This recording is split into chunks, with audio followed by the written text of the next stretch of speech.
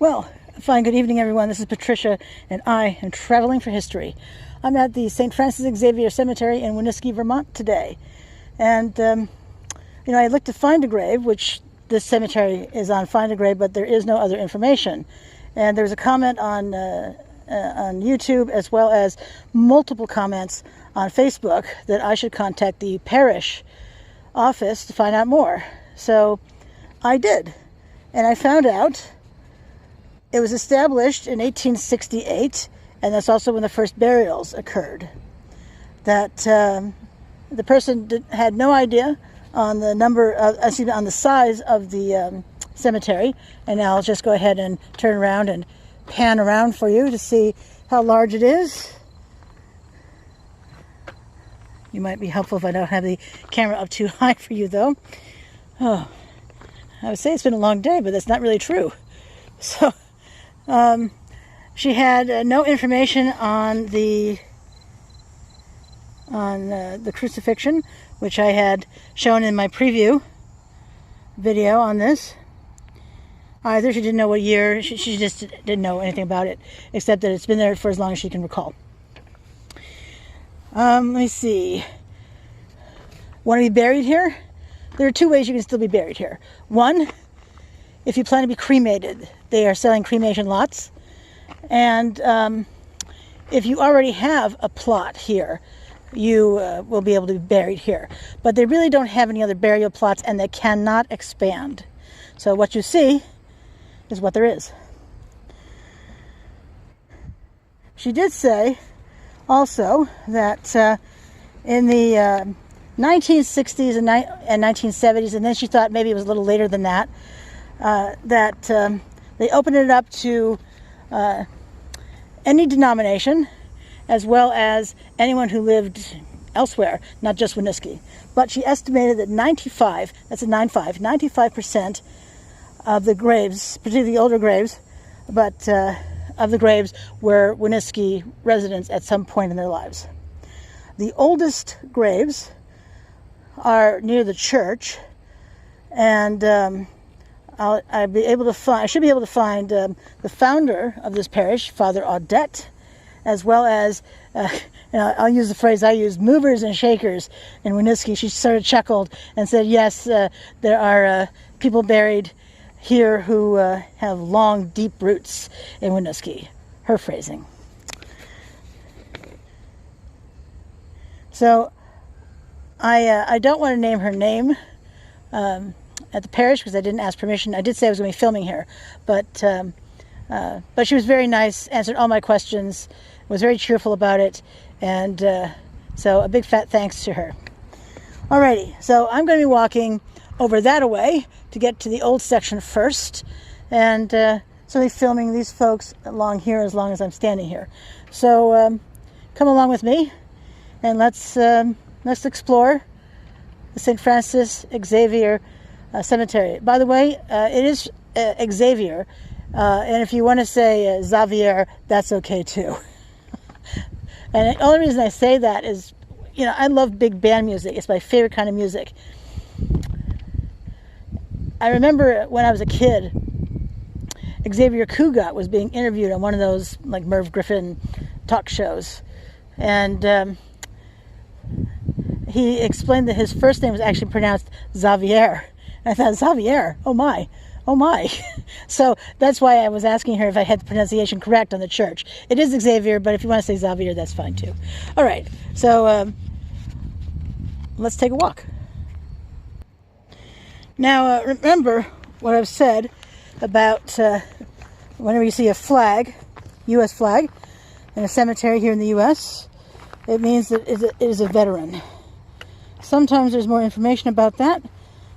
Sometimes there is not. Oops. It's a little more steep than I expected it to be. Look at the beautiful flowers on here. Or maybe they're leaves, but they're still beautiful. Raymond George, J. Raymond, 1894-1968. Louise M., 1903-1994. This is the veteran from Korea. He served during the Korean War. And this is Donald W. Saint-Amour, Corporal, U.S. Marine Corps, 1931, 1982. Pretty young in the scheme of things. William Larrow here, 1914, 1929. Agnes Perrott Larrow, 1873, 1957. I know I have a habit of reading when you can probably do this yourself, but I don't know. They seem to come alive for a moment for me when I do that. This is Green, Edward F., 1875, 1937, and his wife Ellen Lancourt, 1882 to 19-something. She would be quite old were she still alive. I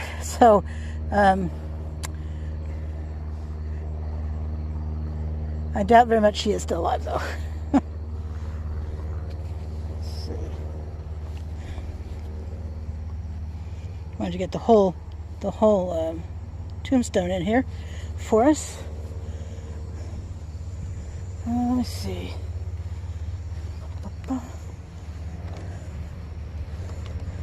Ooh, I recognize the last name LaBounty. That is a prominent name.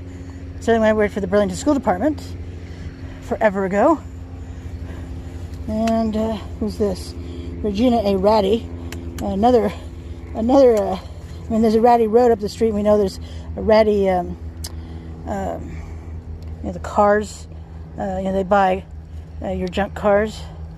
She lived from 1900 to 1975. And Hortense Provencher. Hortense. Now that's a name. That is a name you do not see anymore. Perhaps that's just as well. Hard to say. All right. Let us head down this way.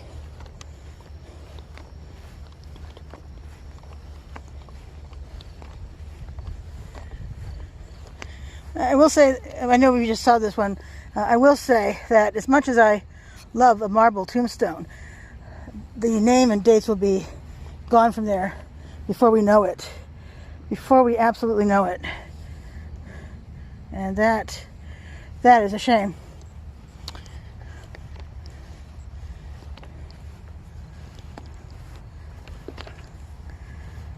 Alexander Metras, 1854-1930. Josephine Metras, 1865-1949. Loretta L. Metras, 1914-1995. Janet L. Sears, 1931-1974. Ooh, another car is coming in. It's a busier cemetery than I expected. We have Arthur E. Delorge, Vermont, Private 153 Depot Brigade, February 3, 1935. And in fact, there is this flag here, and I'm going to pause the video and see if I can fix this and put it back on the stick that's sticking out. So just a moment. It's definitely not going to stay that long. Probably not until the next strong breeze. But it gives me a happy moment that the flag is back on his, the flagstaff next to his grave. Whew.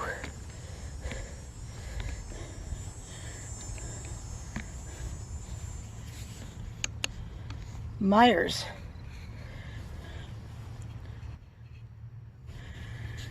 It's going to be 1894, 1931, and this is Frank Myers. So in case you're wondering about tombstones, headstones that have tipped over, toppled over, fallen down, all that stuff, it is up to the families of the people who are buried here to take care of that, to fix the headstones. Although she did say that in the old section, if they see that there's a headstone that has fallen over and they know there are no descendants, then they will pick it up and put it back into place. So So that's good. All right. All right. Continuing on.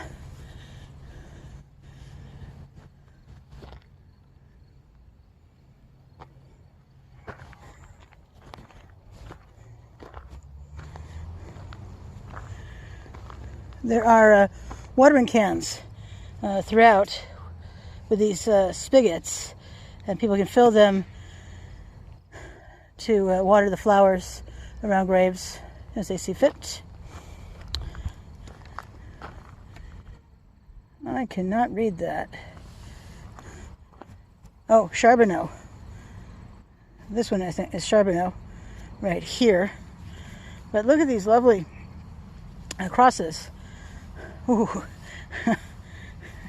This one has definitely been repaired. Okay. Wow.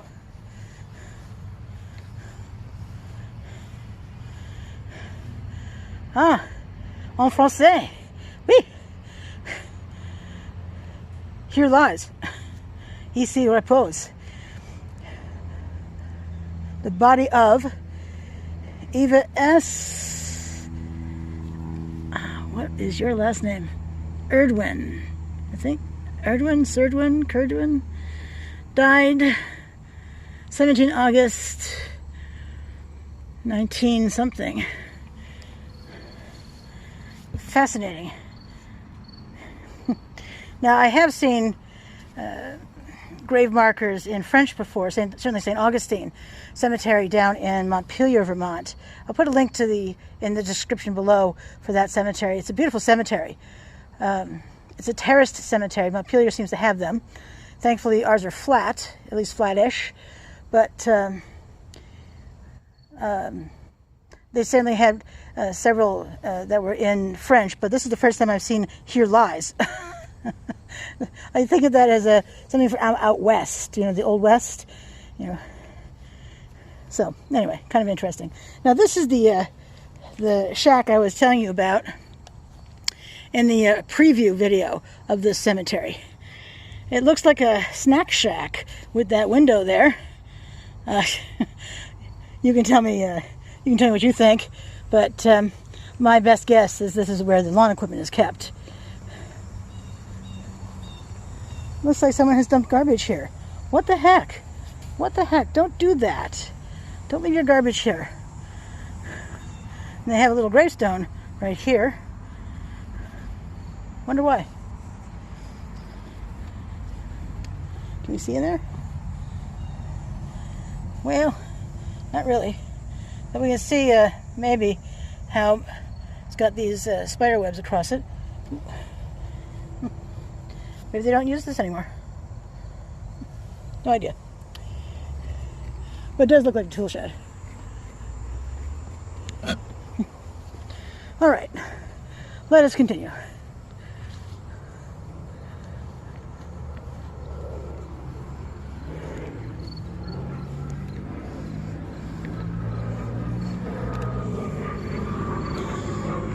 I will say, of the cemeteries I've seen so far, this one seems to have a lot of flowers. And this person, this gravestone looks almost new, and yet she lived February 25, 1896 to September 20, 1932. So, go figure. Now see, this is a marble headstone, and it is unreadable. That's a shame. This one too. And that one, this one here is, for all intents and purposes, unreadable.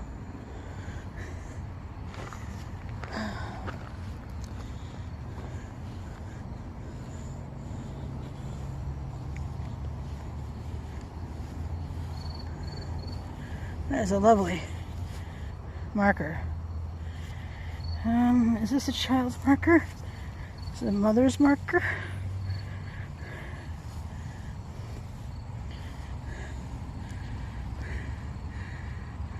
Yeah, it's a child's marker. De Bruhl is this family's name. Died August 31, 1907. Age 13 years and 7 months.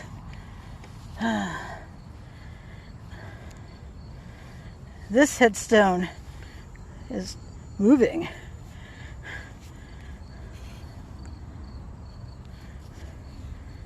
Henri Lefebvre, 1882-1907, 25 years, 6 months.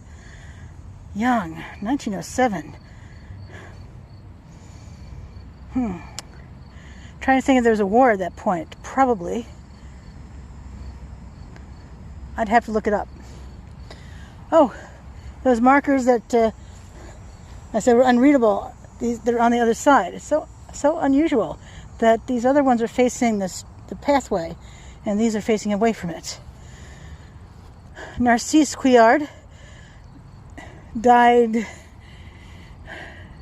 age of 65 years in 1909.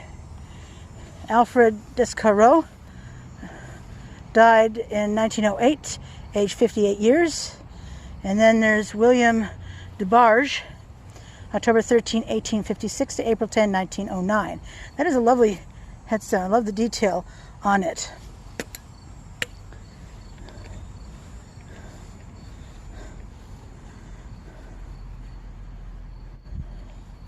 Another one that is in French. Oops, mosquitoes.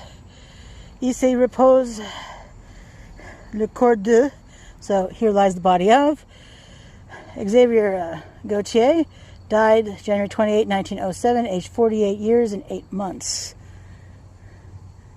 Priez pour toi. Something for you. Not sure what that means. I have to look that up. If you know, though, well, I cannot use anything else on my phone as I film, or the video will stop. I have experienced this, unfortunately, more than once because I had forgotten. So, so I will have to look it up later, or you can put it in the comments below. Let's see. Grim Saint Jacques. Let's see, is the name on this side?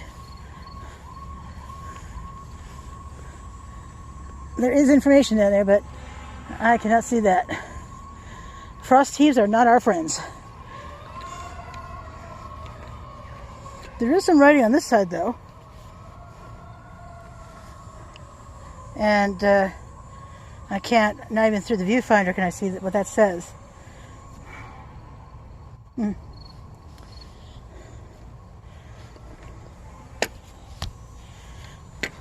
Now here's a name I recognize, like the quintessential Winooski name, Niket.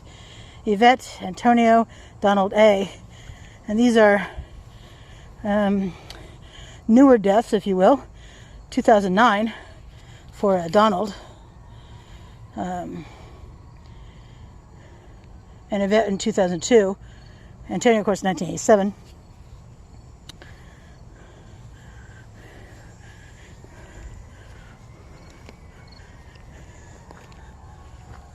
And you can see the church spires right there.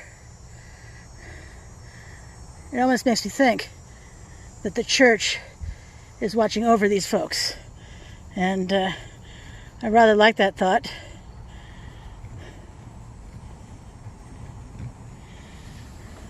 Phoebe Gagnon, wife of S. Bissonnet, died July 28, 1903, age 65 years. Now those are names that are quintessential Vermont.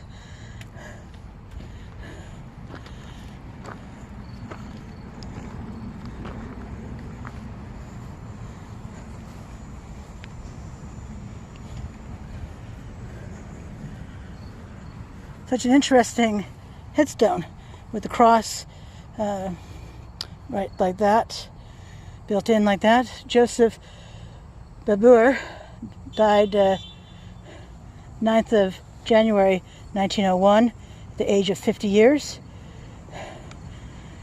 Caroline, his wife, died the 9th of February 1915 at the age of 67 years.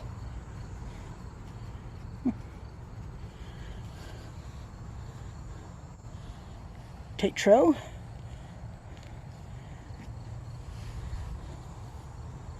Gadju.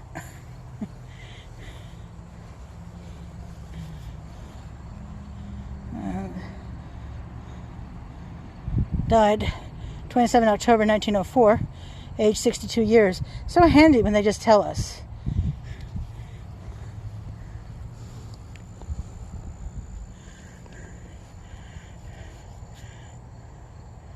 Now I'm not.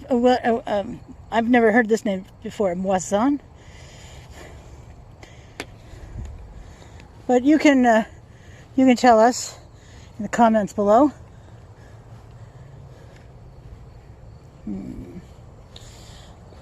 Let's see. And this side it says Carrière, and that lovely cross right there.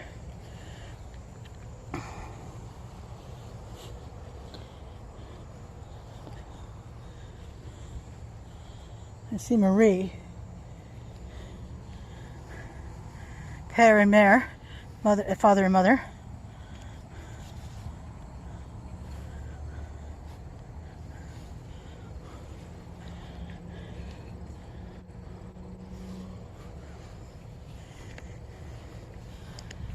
And then what's this one say? Unfortunately, this mossy stuff, I'm not sure what it is. This this green stuff here has taken over.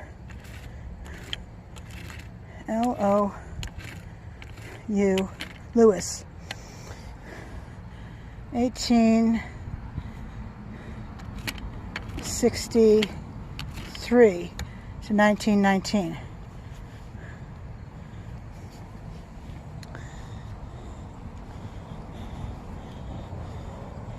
I love these. We've seen these before at Lakeview Cemetery. These markers which delineate where the end of the plot is. Don't know if you can hear that music that just went by. A car just drove by. I had to back up for this one. Now, looks like something with it at the top. You see that? This piece right here definitely looks like something broke off the top, and I'd be willing to bet an urn. Perhaps an urn with a drape on it, since that seemed to be popular. But I see Pratt is the name on this right here. We can see the name Pratt.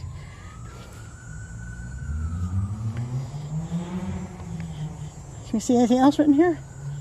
Nothing on this side I can see. Maybe it says Pratt right there too. Marble base. It is stone.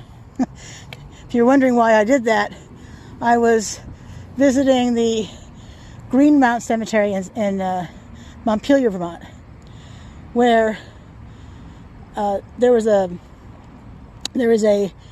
grave marker that is like gray like that, but it turns out it's metal. It's white zinc, and that company only made only one company in the U.S. made that kind of monument. It was open until 1912, but it was only in business 25 years. I can't recall much more about it than that, but they made these white zinc markers, grave markers. It was very readable. But it's currently being held up by a 2x4 and a bungee cord. You can watch that video on my channel as well. I was stunned, but that cemetery has been pretty good about fixing the markers that have fallen over, and they're reattached.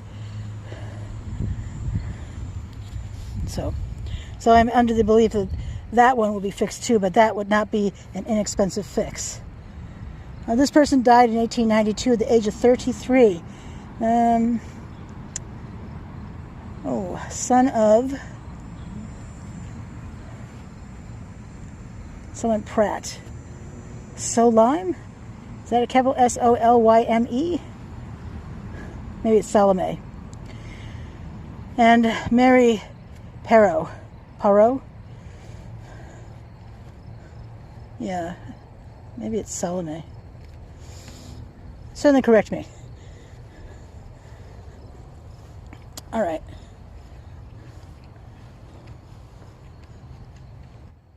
I guess it could have been a cross up there, looking at these over here, similar style. That one is a bit taller, I think.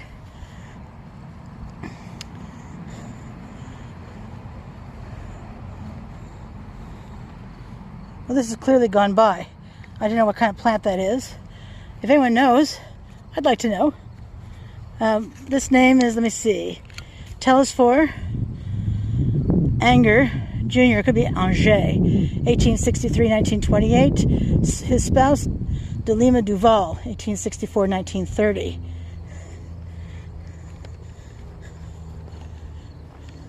Also here, let me see, Telesphore Audet,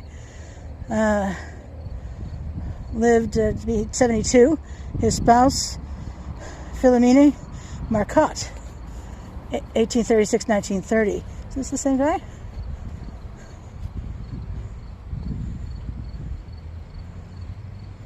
No. This one over here is Junior. I didn't realize it was Junior. Didn't see that. Maybe you saw it long before I did. I would not be surprised. But this is a lovely. Let me back up some more so I can take in the entire thing. Be careful.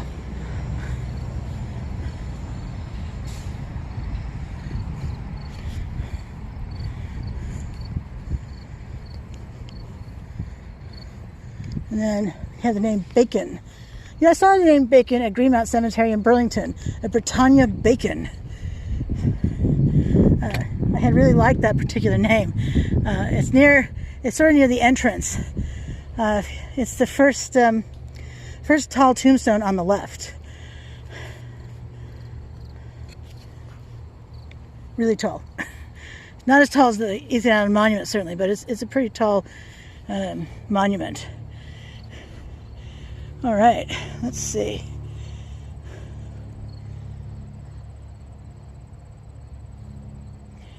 Let me come back down here, because this is perpetual care as well, Soins Perpetuels.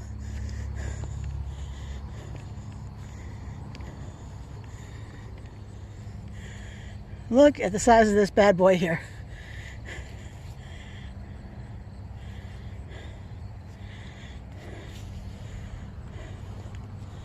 Let's see. The marker right here has quite a few headstones in front of it. Desautels. Now there's a name. If you live in this area of Vermont, this is Winooski, but I was thinking Chittenden County in general. Anyway, I'm just going to come to the side. Oh, more music. I do love music, but I just don't want a copyright strike. I have no control over someone else's car driving by. All right, so Evrule J. Desautels, Evelyn Walker, wife of Evrule, Irene D. Summers, Arthur J. Desautels, Marie E. Dagenet, Adrian J. Desautels, and Doris J. Desautels, wife of Adrian J.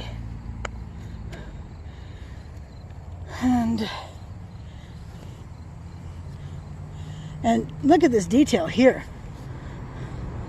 I mean, isn't that beautiful?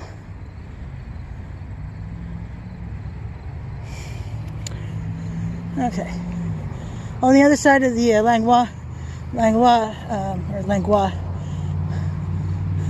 there's Munjan.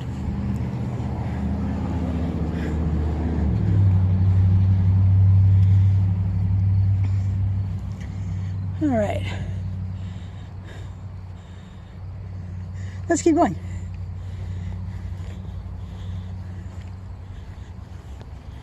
And this one has an urn as a planter. Those are quite nice. Let's get back on this side. There's something down here I want to see. That monument that's straight down. Perhaps it's Father Audet, the founder of the parish. I never know who I'm going to find in these cemeteries. Just never know. I'm not really ever looking for anyone in particular.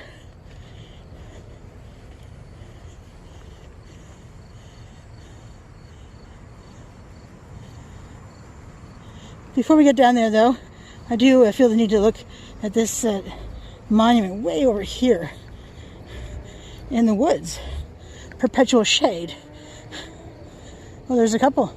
There's a few way over here.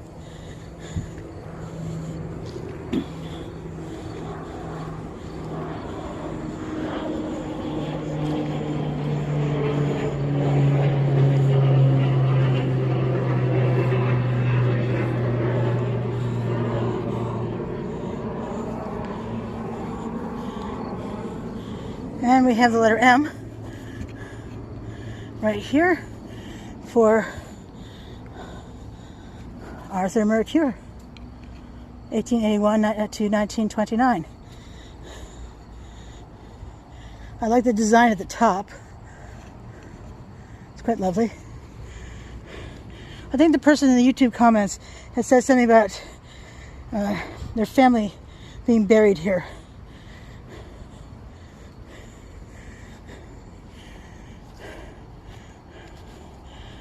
Eleanor M. Savard, wife of Norman E. F. de Sorda, 1917-1954. And this is Isaac Larrow. We did see a Larrow before, 1862-1946. The one whose flag I fixed, that marker there. Oops. Raymond W. Collette, 1903-1963. And what does this one on this side say? Oop.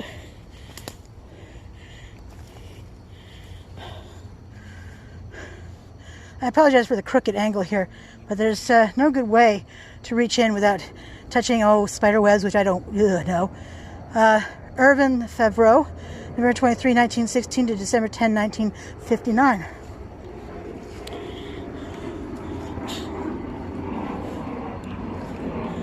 The heat index today is, I think, 93. Not as hot as when I was filming at the Burlington Hebrew Holy Society Cemetery, or even the Ahavath Garam Cemetery. It was, it was just hot as sin that day. It was 97 then, but even so, it is humid. Let's see what this one over here says.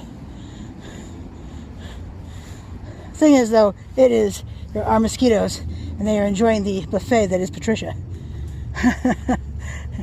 So apparently these folks have gone to Fenway. Another Favreau and a Shirley Densmore, beloved mother and grandmother, 1927 to 2015. So fairly new grave, only 6 years ago.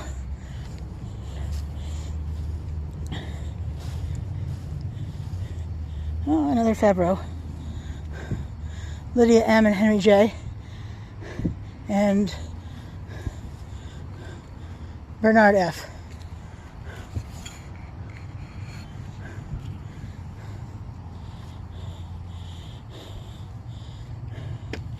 This one is in memory of Flavie Aupri, spouse of David Provost, died 23rd of May, 1915, aged 92 years.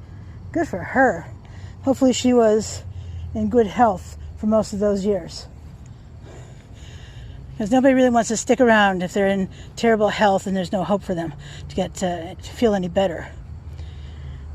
Belmer.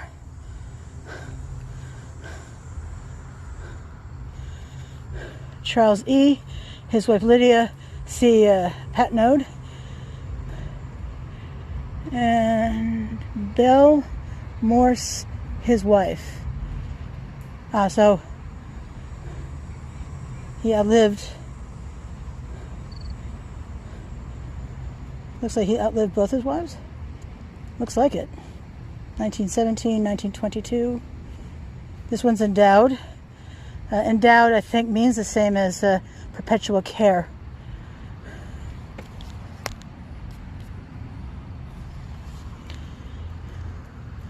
All right.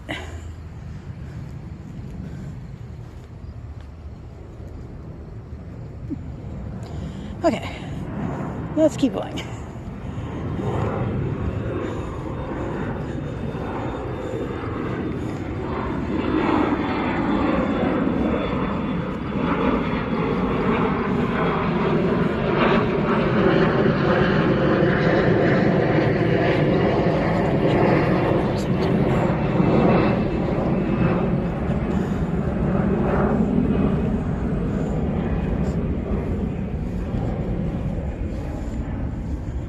Shequin. I saw quite a few Shequins buried over there, through there, near that amazing statuary of the Crucifixion. And apparently they've been around a long time, since born 1812, lived to 1888.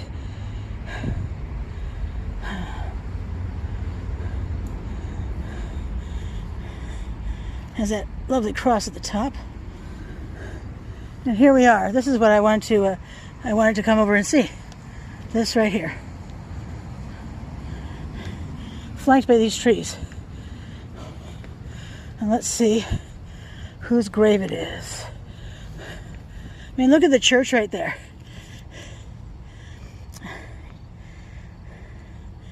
It reminds me of St. Joseph's Oratory.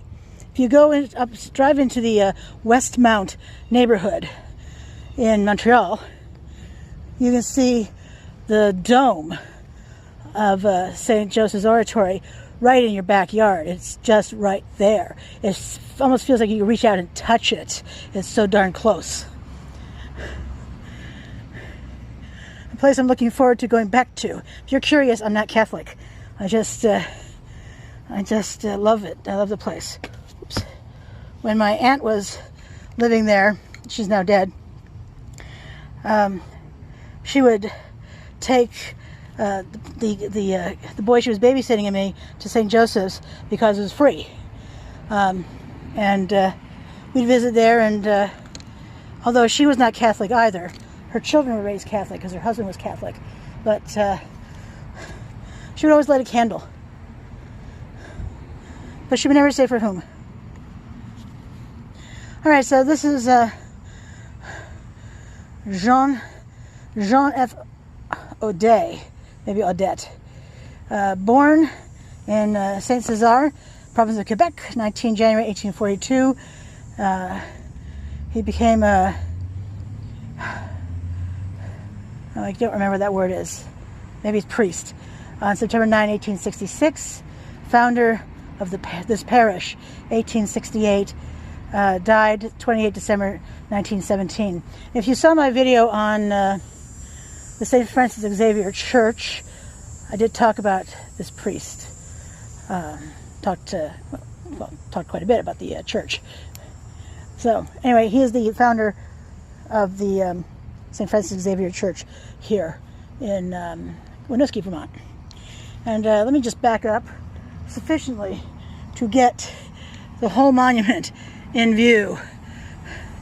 As we can see, it is no small feat. Just a little bit more. I think we've got it. It's just, well, it's really lovely. It's a lovely tribute to him. And these trees just keep going up and up and up.